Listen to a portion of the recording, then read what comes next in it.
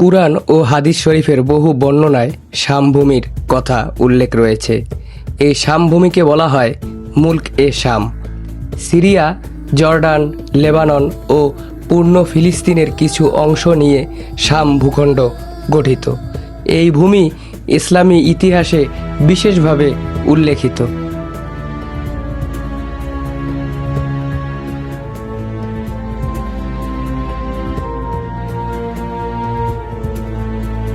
সম্প্রতি বিশ্বজুড়ে আলোচিত দেশের নাম সিরিয়া। সেখানে পতন ঘটেছে স্বৈরাচারী বাশার আল আসাদ সরকারের। তারপর থেকে আলোচনায় এসেছে পবিত্র এই ভূমিটির নাম। রাসূলুল্লাহ সাল্লাল্লাহু আলাইহি সাল্লাম শাম ভূমিকে মুসলিমদের দ্বিতীয় হিজরতের স্থান হিসেবে ঘোষণা করেছিলেন। তিনি আরও বলেছেন, শাম হবে ইসলামের শেষ দুর্গ। পৃথিবী জুড়ে ফিতনা ছড়িয়ে পড়লেও শাম ভূমি থাকবে নিরাপদ। আল্লাহর ফেরেশতারা এই অঞ্চলে ছায়াদান করবেন। এখানে ইমাম মাহাদির নির্দেশে সকল মুসলমান একত্রিত হবে এবং দামেস্কের উমাইয়াত মসজিদের সাদা মিনারের পাশে ঈসা আলাইহিসসালাম পৃথিবীর ভয়ঙ্কর শত্রু দাজ্জালকে হত্যা করবেন। রাসূলুল্লাহ সাল্লাল্লাহু আলাইহি সাল্লাম আরও বলেছেন, দাজ্জাল ঈসা আলাইহিসসালামকে দেখা মাত্র গলে যাবে, তারপর তিনি তাকে নিজ হাতে হত্যা করবেন।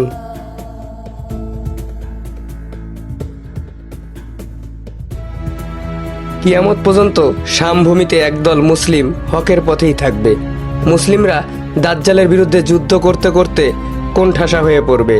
ইমাম মাহাদি ও তার সৈন্যরা দামেস্কের ভিতরে অবস্থান করবেন এবং দামেস্কের বাইরে দাজ্জাল ও তার সৈন্যরা ঘিরে রাখবে।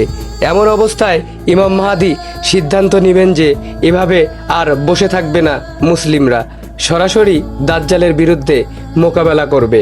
পরদিন ইমাম মাহাদির পিছনে ফজরের সালাত আদায়ের জন্য মুসল্লিরা দাঁড়াবেন, ইকামত দেওয়া হবে।